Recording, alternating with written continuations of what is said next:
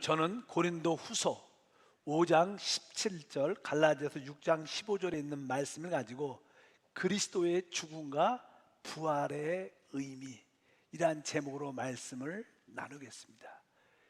우리 그리스도의 사역의 핵심적인 내용은 바로 죽음과 부활입니다. 그분의 죽음과 부활의 영적인 의미를 확실하게 아는 것은 큰 축복입니다. 예수 그리스도의 죽음과 부활을 우리는 객관적으로도 알아야 되지만 그 죽음과 부활을 우리 모두가 주관적으로 체험할 때 그 안에 있는 놀라운 역사가 나타납니다. 성경을 보게 되면 우리 하나님은 이 두 가지 창조를 갖고 계십니다. 첫 번째 창세기 1장 1절에 기록되어 있고, 또 하나의 창조는 계시록 21장 1절과 2절에 기록되어 있습니다.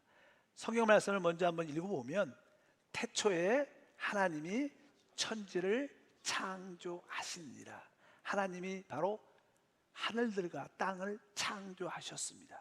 그리고 나서 보면 이 계시록 21장에 보면, 또 내가 새 하늘과 새 땅을 보니 처음 하늘과 처음 땅이 없어졌고 바다도 다시 있지 않더라. 바로 처음 창조가 있고 하나님이 또 새 창조를, 새 하늘, 새 땅을 창조하는 그런 모습을 볼 수 있습니다. 우리가 말하는 처음 창조, 바로 옛 창조라 그러죠. 처음 창조와 옛 창조 안에는 아주 좋지 않은 어떠한 일이 발생합니다. 그 일의 내용은 성경을 보면 첫 번째 사단의 배역이 있습니다.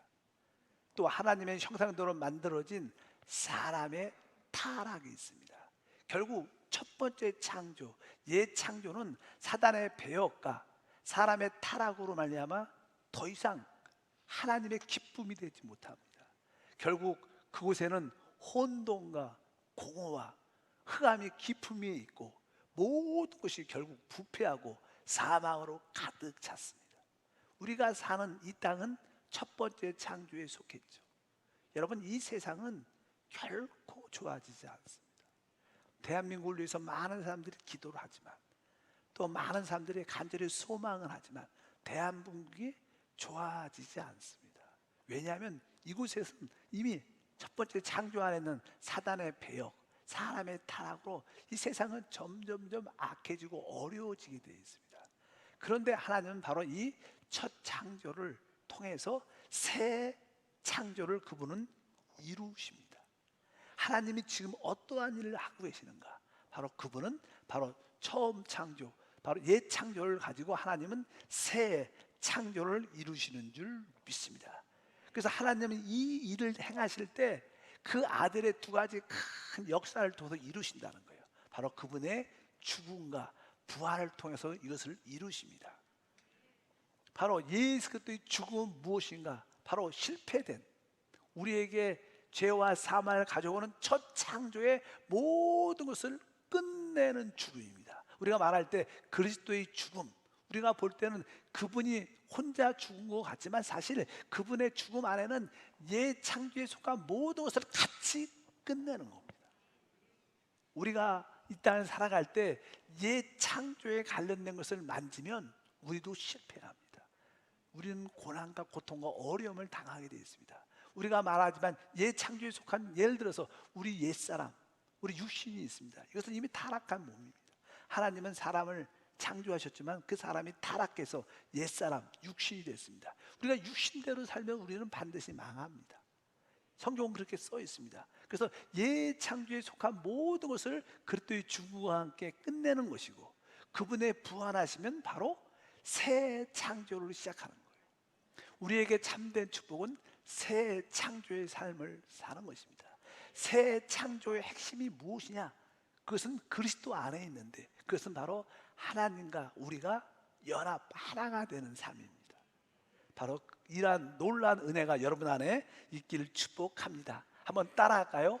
옛 창조를 끝내는 그리스도의 죽음. 그러니까 그리스도의 죽음은 옛 창조를 끝냈기 때문에 더 이상 우리가 그런 것을 관계할 필요도 없고 만질 필요도 없는 것입니다. 그 다음에 새 창조를 시작하는 그리스도의 부활, 새 창조를 시작하는 그리스도의 부활.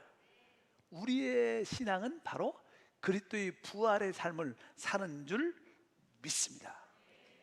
그래서 이제 그리스도 예수 안에 있는 자들은 바로 새로운 피조물이 되는 것입니다.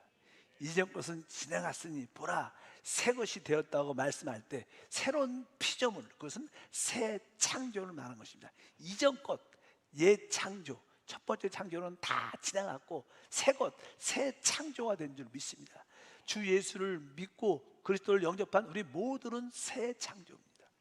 왜? 하나님이 우리 안에 계시고 우리 역시 하나님 안에 있는 새 창조인 줄 믿습니다. 이 새 창조만이 우리에게 축복을 가져옵니다. 그렇다면 그리스도의 죽음 안에서 어떠한 항목들이 끝났는가를 알아야 됩니다. 여러분들은 그러한 끝난 것들을 만질 필요가 없다는 것입니다. 첫 번째, 그리스도의 죽음은 무엇을 끝냈는가? 첫 번째, 인간의 모든 죄의 문제를 끝냈습니다. 이 사람에게는 죄라는 문제가 있습니다. 죄라는 문제는 두 가지의 모습이 있어요. 하나는 우리가 밖으로 범죄한 많은 죄들이 있습니다. 우리가 남을 미워하고 속이고 남을 죽이고 빼앗고 이런 외적인 범죄 행위들이 있죠. 많은 죄를 졌죠. 바로 예수께서 십자가에 달리시고 피를 쏟아낸 것은 바로 우리의 모든 그 범죄한 죄의 값을 다 지불한 것이었습니다. 믿으시면 아멘. 그래서 예수의 피는 바로 우리가 범죄한 모든 죄들을 제거하는, 끝내는 죽음의 피인 줄 믿습니다. 사람은 범죄도 많이 했지만 사람은 또 이 육신 안에, 이 옛사람 안에 죄의 본성을 가지고 있습니다. 어린아이를 그냥 키워보시면 다 알아요. 어린아이가 이제 태어나서 이제 1살 안팎으로 쭉 돼서 아이가 이제 조금씩 말을 하게 될 때 보면 부모님이 절대로 우리 아이에게 거짓말을 안 가르쳐요. 근데 아이가 자라면서 어떻게 해요? 거짓말을 기가 막히게 합니다. 학교에서도 선생님들이 안 가르칩니다. 또 죄를 가르치는 학교도 전문 학교도 없습니다. 근데 사람들은 자라면서 죄를 자연스럽게 칩니다. 아주 기가 막히게 칩니다. 왜? 사람 이 육신 안에는 죄라는 본성이 원래 있어요. 그렇게 심어졌습니다. 사단이 자기의 죄의 본성을 심어놨기 때문에 사람은 성장할수록 죄를 짓게 되죠. 뭐 사과나무는 당연하게 뭐예요? 사과 열매를 맺습니다. 우리는 영적으로 죄의 나무니까 죄를 질 수밖에 없는 죄의 본성이 있습니다. 성경에서 그것을 육신이라고 말씀합니다. 육신은 다른 것이 아닙니다. 바로 죄를 짓는 몸을 말씀하는 줄 믿습니다. 우리 주님께서 십자가에서 돌아가셨을 때 로마서 8장 3절에 이렇게 말씀합니다. 율법이 육신으로 말미암아 연약하여 할 수 없는 그것은 하나님은 하시나니 곧 죄로 말미암아 자기 아들을 죄에 있는 육신의 모양으로 보내요. 육신의 죄를 정하사. 바로 이 육신 안에는 죄라는 것이 있는데 육신 안에 있는 그 죄를 하나님이 심판 정했다는 거예요. 이것은 다른 뜻이 아니라 바로 그리스도가 십자가에 못 박혔을 때 바로 육신 안에 있는 죄가 심판받음으로 죄의 본성적인 문제가 해결되는 것을 여러분들이 아시길 바랍니다. 성경은 바로 그 육체 안에 있는 죄를 옛사람이라고 말합니다. 옛사람. 우리 로마서 6장 6절에 다시 한번 읽어보니까 우리가 알거니와 우리의 옛사람이 예수 함께 십자가에 못 박힌 것은 죄의 몸이 죽어. 한번 따라할까요? 죄의 몸이 죽어. 보통 우리의 옛사람 무엇이고 우리가 구원받기 전에 사람을 말합니다. 원래 하나님께서 사람을 창조하셨는데 그 사람이 창조된 사람이 타락하죠. 그 사람을 육신이라고 말합니다. 옛사람이라고, 타락한 사람을 옛사람이라고 말합니다. 이 옛사람에게는 뭐가 있어요? 죄의 몸이 있어요. 그래서 우리 몸을 뭐라고 불러요? 죄의 몸. 왜 죄의 몸이라고 부르는가? 우리 몸이 하는 일은 죄를 짓는 것밖에 없어요. 바로 죄 짓는 게 자기 직장입니다. 자기 일입니다. 이 몸은 그냥 죄를 짓는 일밖에 안 합니다. 여러분들이 그것을 믿든지 안 믿든지 하나님의 영적인 계시는 우리에게 말씀합니다. 우리의 이 육신은 죄를 짓는 것밖에 안 합니다. 그래서 예수님은 바로 이 죄를 짓는 옛사람을 어떻게 했어요? 더 이상 필요 없으니까 십자가에 못 박으시고 나는 이 우리의 옛사람을 하나님은 기대하지 않아요. 우리 육신은, 여러분의 열심, 여러분의 선함, 하나님은 그런 게 관심이, 왜? 이미 우리는 틀린 자들입니다.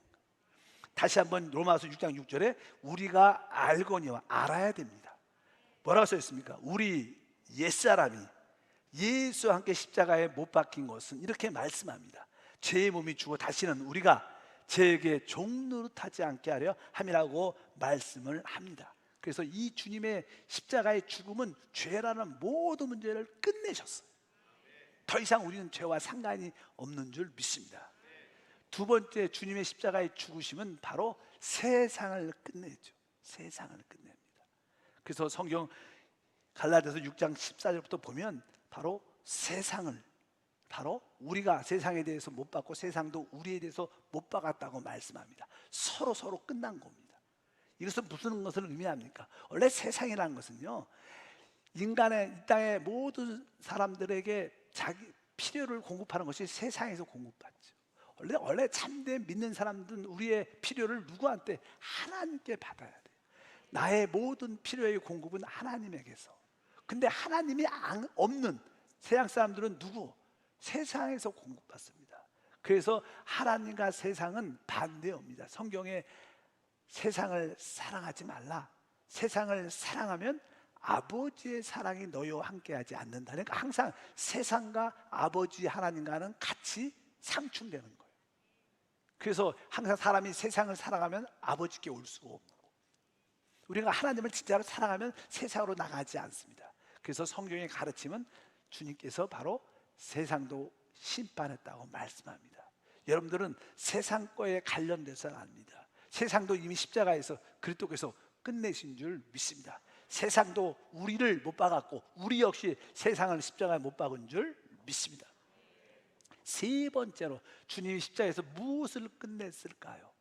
그것은 바로 아까 인간의 이 땅의 근본적인 문제는 죄인데 죄의 원인은 사단입니다. 마귀입니다. 그래서 성경에 보게 되면 주님은 십자가의 죽음을 통하여 마귀를 심판하셨습니다. 마귀를 끝내셨습니다. 성경은 거기에 대해서 분명히 말씀합니다. 히브리서 2장 14절, 골로새서 2장 15절 말씀을 읽어보니까 자녀들은 혈과 육에 속하였음에 그도 또한 같은 모양으로 혈과 육을 함께 지심은 죽음을 통하여 죽음의 세력을 잡은 자 곧 마귀를 멸하시며, 이렇게 말씀합니다. 바로 주님께서 왜 십자가에서 죽으셨을까? 우리 한국 속담에 호랑이를 잡으려면 호랑이 있는 굴 속에 들어가야 된다, 이런 말이 있는 것처럼 바로 우리 주님이 이 사망 권세를 잡은 마귀를 멸하시려면 그가 가지고 있는 사망 안에 들어가셨어요. 예수님이 십자가에 죽으셨을 때 사망 안에, 영영 안에 들어가셔서 유유하게 다시 걸어 나오셨어요. 어떤 누구도 사망 안에서 빠져나오지 못하는데 그분은 나오셨어요. 그것을 부활이라 그래요. 그래서 더 이상 주님에게는 사망 권세가 필요가 없는 거예요. 바로 오늘 말씀에 분명히 말하죠. 죽음의 세력을 잡은 자 마귀를 멸하시며, 바로 주님은 십자가에서 마귀를 끝내셨습니다. 법적으로 끝내신 줄 믿습니다. 그리고 그를 따랐던 공중권세 잡은 권세 있는 통치하는 그 모든 세력, 악한 영들도 끝내셨습니다. 계속 읽어보니까 써 있습니다. 통치자들과 권세들을 무력화하여 드러내어 구경거리로 삼으시고 십자가로 그들을 이기셨느니라. 여기에 통치자들과 권세들을 무력화했다. 알다시피 이 공중에는요, 그 마귀를 따랐던 시야에 악한 영들이 있습니다. 대한민국을 지배하는 통치자들, 권세, 천사들이 있다는 거예요. 여기서 말하는 통치자들과 권세는 천사들이 가지고 있는 통치와 권세입니다. 대한민국도 늘 고려시대부터 조선시대부터 지금까지 사색 당파해 갖고 늘 싸웁니다. 늘 분열이 많아요. 왜 그럴까요? 대한민국 공중에는 이 분열의 영이 있기 때문에. 지금도 이 시대도 정치를 보면 늘 분열과 나누어짐이 있습니다. 이런 것들은 다 통치자들과 권세, 사단의 영들이 지배하기 때문에 우리나라가 하나가 안 되는 거예요.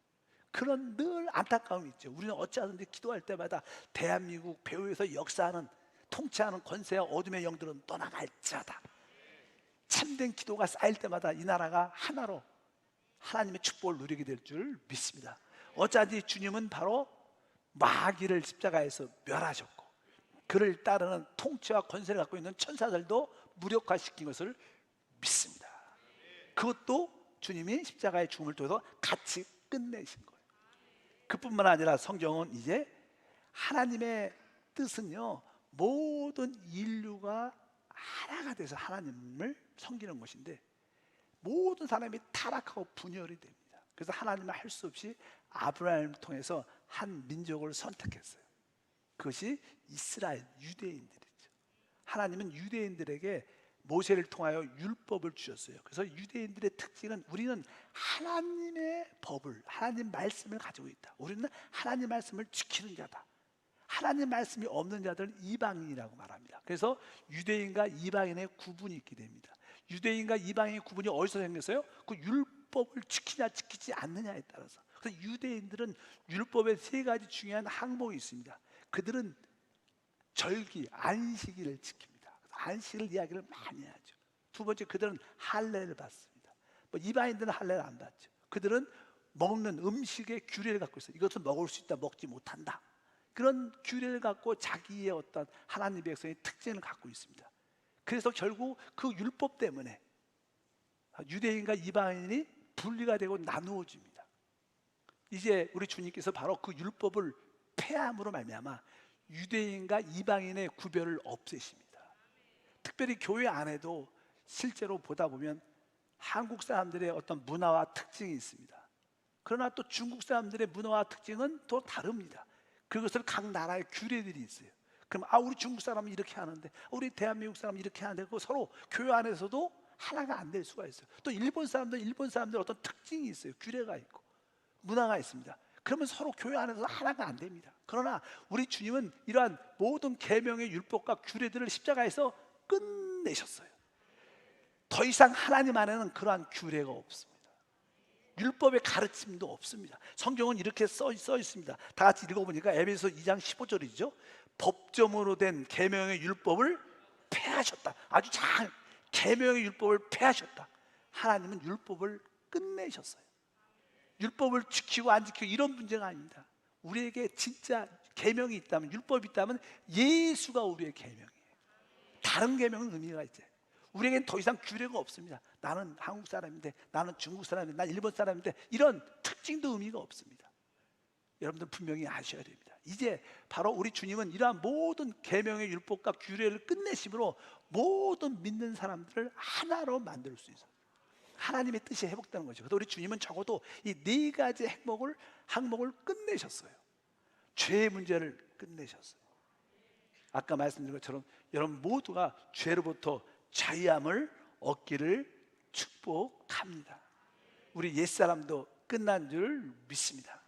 아까 오늘 말씀 것처럼 계명의 율법도 끝냈고 마귀도 모든 것을 주님께서 끝내신 줄 믿습니다. 그리고 세상도 끝내는 하나님의 역사가 있다는 거예요. 보통 우리가 이 땅에서도 종종 좋지 않는 어떠한 뉴스를 봐요. 이번에 신도시 어떠한 부동산 투기 때문에 거기에 관련된 어떤 높은 NH에 관련된 분들이 자살했더라, 이런 얘기가 나와요. 뭐 지방에서 누가 자살했고 또 어떤 데서 자살을 했어요. 왜?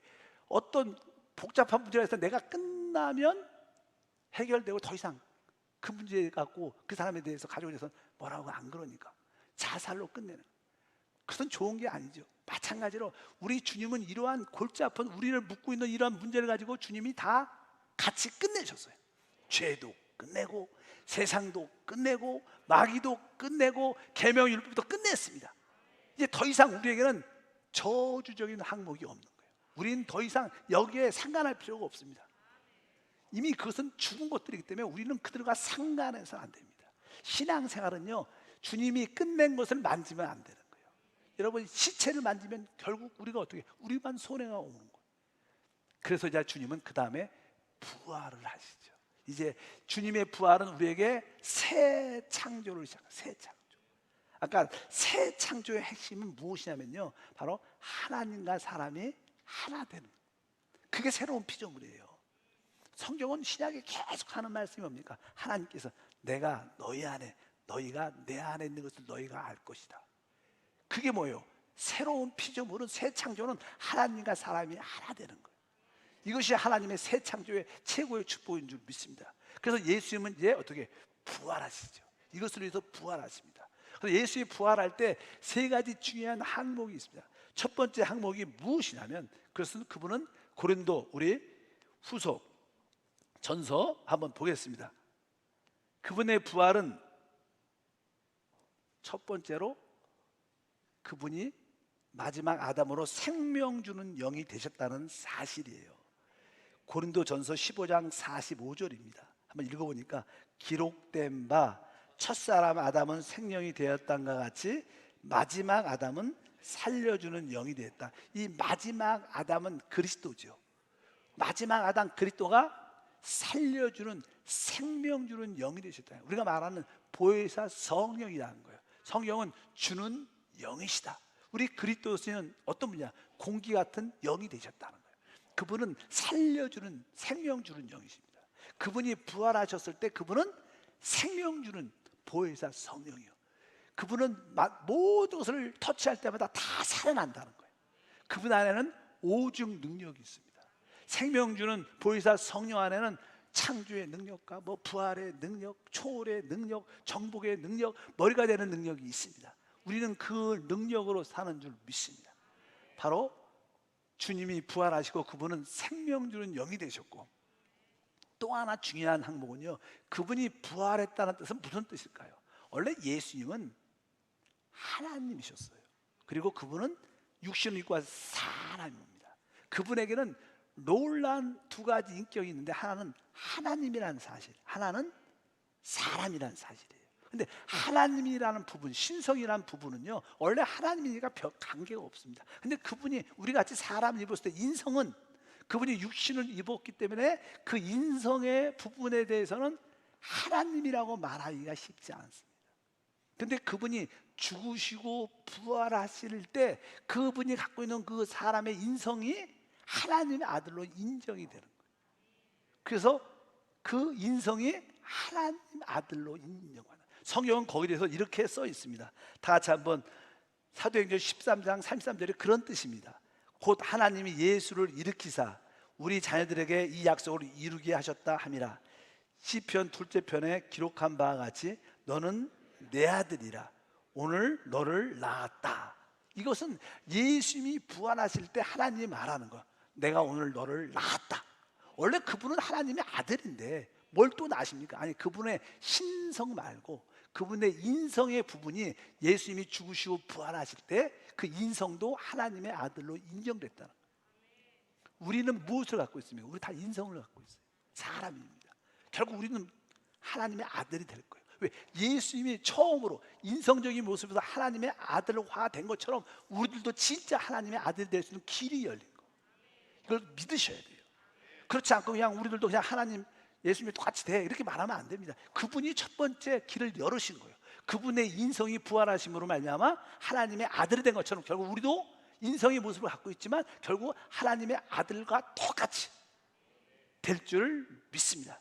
그래서 그 인성 면에서 예수님은 첫 번째 하나님의 맏아들이에요. 그리고 우리는 그의 많은 아들들이 되는 거예요.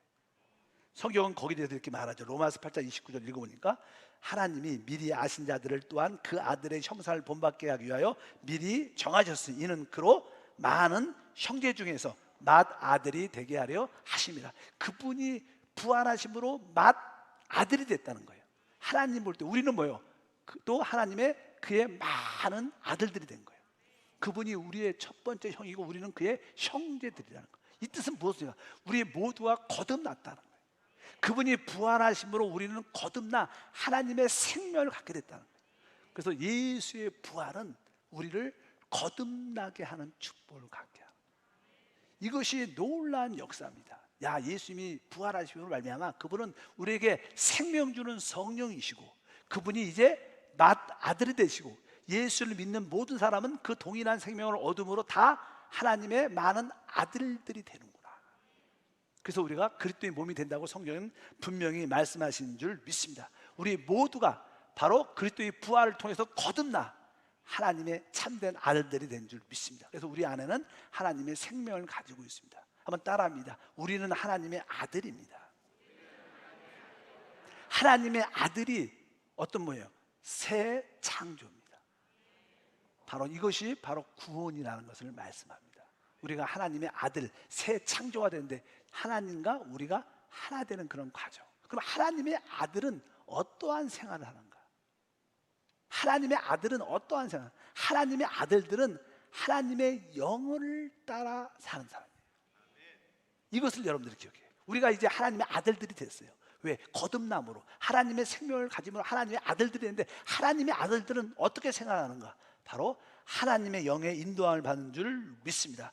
우리 로마서 다 같이 한번 읽어보면 8장 14절입니다. 다 같이 읽겠습니다. 무릇 하나님의 영으로 인도함을 받는 사람들은 곧 하나님의 아들이다. 여러분들은 모두는 주 예수를 믿음으로 거듭났어요. 하나님의 아들입니다. 여러분들이 하나님의 아들이라면 어떻게 생각해야 돼요? 하나님의 영으로 인도함을 받아야 돼요. 우리 신앙생활이 무엇인가? 내 안에 계신 하나님의 영, 성령의 인도를 받는 거예요. 이게 진짜입니다. 참된 신앙은요, 내 안에 오신 하나님의 영, 성령, 보혜사 성령의 인도를 받아야 돼요. 여러분들이 오늘 교회를 3부 예배에 오셨어요. 어떻게 오셨어요? 그러면 오늘 주일이니까 왔어, 이렇게 말을 한다면 조금 문제가 있을 수도 있어요. 진짜 참된 신앙인은 어떻게 교회로 왔어요? 내 안에 계신 성령님이 교회 가라고 그래서 왔어. 난 이런 내 안에 성령님이 이런 느낌이 있어서 오늘 교회에 좀 늦게 갈까 그러다가 성령님이 막 불안하게 해서 빨리 왔어. 그러니까 항상 여러분의 모든 생활은 마음 안에 있는 그 성령의 느낌이 있어야 돼. 인도가 있어야 돼. 여러분들 왜 담배를 안 피십니까? 물어보면 내가 담배를 피면 내 안에 계신 성령님이 싫어하셔서, 이렇게 대답하는 게 좋아요. 교회에서는 담배 피우면 안 돼요, 이래서가 아니에요. 믿으시면 아멘. 우리가 거짓말할 때 당신은 왜 거짓말하지 않습니까? 뭐라 그랬대요? 교회 다니는 사람은 거짓말하지 않습니다, 이렇게 말하면 안 돼요. 내 안에 계신 성령이 거짓말하는 것을 기뻐하지 않는 것 같습니다. 항상 여러분들은 여러분 안에 계신 성령의 인도를 받아야 진짜 하나님의 아들. 여러분 모두가 그 하나님의 영의 인도를 받기를 축복합니다. 항상 여러분들은 하나님의 인도를 받기 위해서 사모하는 마음이 있어야 됩니다. 그래서 성경은 계속 우리 안에 있는 그 성령을 따라 살아라, 계속 이 얘기를 해요. 보지요. 갈라디아서 5장 16절에 보니까 내가 이르노니 너희는 성령을 따라 행하라. 그리하면 육체의 욕심을 이루지 아니하리라. 아까 우리 육체 옛사람은 바로 첫 번째 창조에서 끝났습니다. 그러니까 우리가 육체를 따라 살면 우리는 실패합니다. 우리는 새 창조, 바로 우리 안에 계신 그 성령을 따라 살아야 돼요. 이것이 신앙생활입니다. 그래서 오직 성령을 따라 행하라. 우리 갈라디아서 5장 25절도 읽으면 만일 우리가 성령으로 살면 또한 성령으로 행할지니. 우리의 생활은 어떻게 살아야 돼요? 성령으로 살아야 돼요. 성령으로 행해야 되는 거예요. 로마서 8장 4절에도 육신을 따르지 않고 그 영을 따라 행하는 우리에게 율법의 요구가 이루어지게 하려 하십니다. 여기도 그 영을 따라, 우리 영 안에 있는 그 성령을 따라 행하는 사람에게 하나님의 역사가 나타난다. 그러니까 우리는 이제 거듭남으로 부활하심을 알면 하나님의 아들이 됐는데 성령의 인도를 받는 건데 영을 따라 사는 거예요. 근데 사실 중요한 건 이거죠. 나도 알아요, 목사님. 영을 따라 살아야 되는데 영을 따라 사는지 잘 모르고 어떻게 사는지 잘 모르겠어요. 그 느낌이 별로 없어요. 그럴 수 있죠. 어떻게 우리가 영을 따라 살 수 있냐는 거예요, 우리 안에. 그러려면 여러분들이 몇 가지 훈련을 해야 돼요. 어떤 훈련? 바로 로마서 8장 우리 생명의 성령의 보배란 양육 공과에 자세히 나와요. 한번 사서 읽어보시고 기도하시고 은혜 받으시 바랍니다. 그 첫 번째 내용이 영의 일을 생각해야 돼요. 여러분들이 여러분 안에 있는 그 성령의 느낌을 따라 다니면, 그 느낌이 오려면 먼저 영의 일을 생각해야 돼요. 로마서 8장 6절 말씀을 다 같이 하면 5절부터 6절 읽으면 육신을 따르는 자는 육신의 일을, 이제 영을 따르는 자는 어떻게 해요? 영의 일을 생각한다. 그러니까 우리는 영을 따라 사는 게 신앙생활인데 영을 따르려면 어떻게 해야 되는 거야? 영의 일을 생각해야 돼. 너는 하나님 말씀을, 또 하나님의 사랑을, 그리스도의 은혜를 항상 오늘의 묵상을, 또 설교를 몇 번씩 듣고 성경을 읽고 자꾸만 영의 일을 계속 생각을 해야 돼요. 여러분들이 계속 영의 일을 생각을 자꾸만 하다 보면 나중에는요, 이 계속 영의 생각을 하는 이 생각이 영 안에 탁 들어갈 수가 있어요. 지금은 부분적으로 생각을 하지만 어느 때 이것이 영적인 습관이 딱 되면 우리의 생각이 영 안에 탁 들어가게 돼요. 그 뒤에 6절에 뭐라고 써 있어요? 육신의 생각은 사망이고 영의 생각은 생명과 평안이다. 그러니까 영의 생각이란 것은 생각을 영에 두면, 따라할까요? 생각을 영에 두면,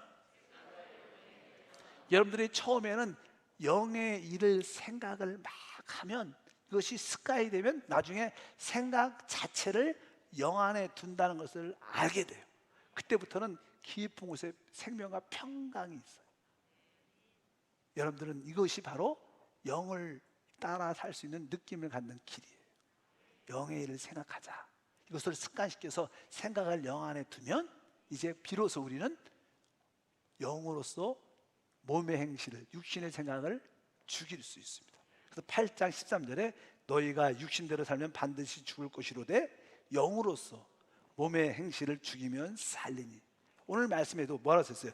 육신대로 살면 반드시 죽는다. 아까 육신은 뭐예요? 첫 번째 창조에 속한 거예요. 그래서 우리를 실패케 하는 거예요. 그래서 주님은 그래서 끝냈어요. 그러니까 우리는 육신대로 살면 안 되는 거예요. 새 창조, 영을 따라 살아야 돼요. 영을 따라. 그래서 여러분들은 내 안에 거듭난 영이 있고 그 영을 따라 살겠다는 뜨거운 열망이 있어야 돼요. 이것이 처음에는 잘 안 되지만 이것이 습관이, 영적인 습관이 딱 되면 영을 따라 산다는 것을 깨닫게 되면 여러분에게 놀라운 간증과 하나님의 인도와 임재가 함께할 줄 믿습니다. 잘 이렇게 느껴지지 않을 때는 하나님을 이렇게 영 안에 계신 하나님을 부릅니다. 하나님을 부르짖고 그분에 대한 탄식하는 애통함을 갖고 있으면 우리 안에 있는 성령의 느낌을 다 느낍니다. 그래서 여러분들은 오늘 결론으로 말씀드리면 새 창조의 삶, 하나님의 아들의 삶이 무엇인가? 그것은 여러분 안에 계신 그 성령을 무진장 애통에게 붙잡는 거예요. 하나님, 내 성령만이 역사해. 난 성령을 따라 살아야 된다. 계속 내 안에 계신 성령을 따라 살기를 원합니다. 내 안에 계신 성령을 따라, 내 안에 계신 성령을 따라 계속 이 기도를 많이 하죠. 또 다른 거 달라고 안 해도 돼요. 이분이 해답이시니까 내 안에 계신 성령, 내 안에 계신 성령을 따라 살기도 하세요. 내가 몸이 아프다. 그럼 내 안에 계신 성령이 날 치료해 줘. 성령이 치유, 성령이 치유. 계속 5분이고 10분, 1시간 동안 계속 내 안에 계신 성령이 날 치유. 이렇게 기도하면 어느 순간에 하나님의 역사를 보게 돼요. 왜? 그분이 모든 것이에요. 기적이 일어납니다. 진짜 오직 능력도 나타날 줄 믿습니다. 그러니까 여러분들이 지금 우리 안에 이미 성령이 계시죠. 근데 그 계시는 것을 믿는 것을 더 믿어야 되고 그분을 더 사모해야 돼. 지금 여러분들이 그분을 의지하고 사모하는 양의 10배, 100배는 더 의지하면 기적이 일어나요. 그게 신앙생활입니다. 여러분 안에 계신 성령을 더 붙잡고 더 사모하고 그분밖에 없다고 고백하면서 그분을 의지해 보십시오. 결국 그분이 영적으로 다이나마이트처럼 팍 터져갖고 우리에게 놀라운 기적과 은혜가 충만할 줄 믿습니다. 새 창조는 바로 하나님과 우리가 연합된 모습, 하나님의 아들 된 삶. 하나님의 아들은 영을 따라 살아. 영을 따라 사는 것을 배우기를 축복합니다. 하나님 아버지 감사합니다. 이 시간에 믿음으로 기도합니다. 이제 첫 창조는 그리스도의 죽음과 함께 모든 것이 끝났고 새 창조는 그리스도의 부활과 함께 새롭게 시작됐습니다. 그 시작된 것이 바로 우리의 영입니다. 영 안에 계신 성령을 강건적으로 붙잡고 성령을 따라 행하게 하옵소서. 예수 이름으로 기도합나이다.